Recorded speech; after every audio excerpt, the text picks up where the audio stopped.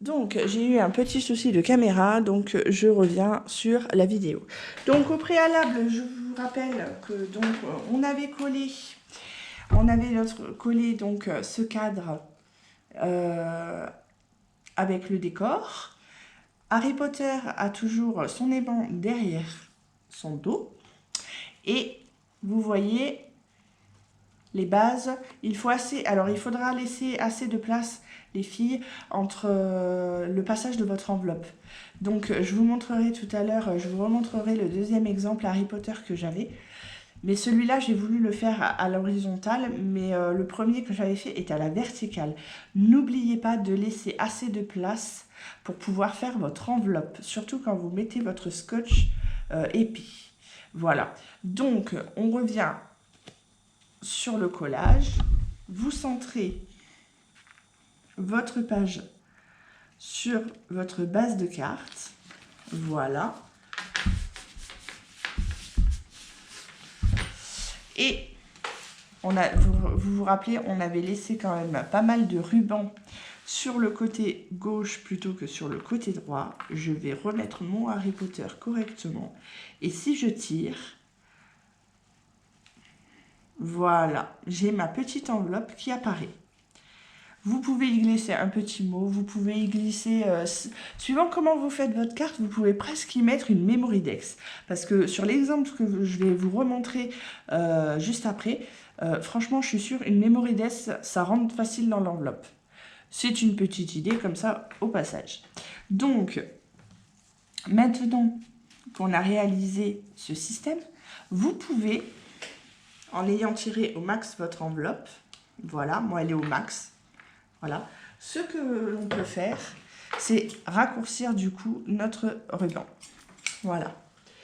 Et ce que vous êtes pas obligé, c'est un choix. Vous pouvez rajouter un petit bijou de ruban, une petite déco, histoire de dire, voilà, c'est dans le sens là, une flèche à gauche, une flèche à droite. Ça peut être sympa.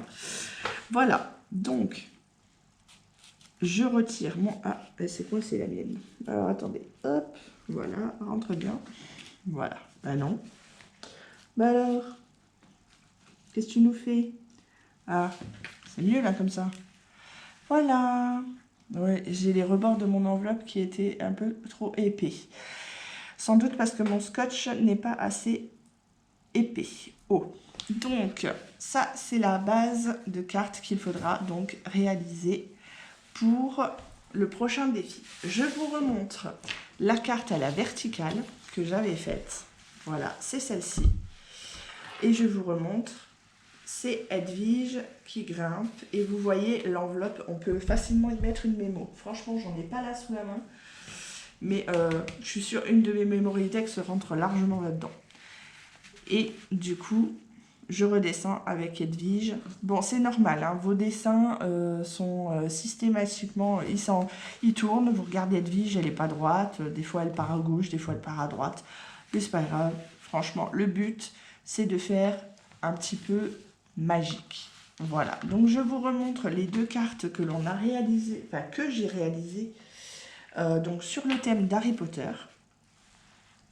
Et la carte que j'avais réalisée sur le thème princesse, conte de fées, et puis pour la Saint-Valentin, voilà, avec ma princesse qui monte les escaliers, et du coup, ben, quand on range l'enveloppe, qui les redescend.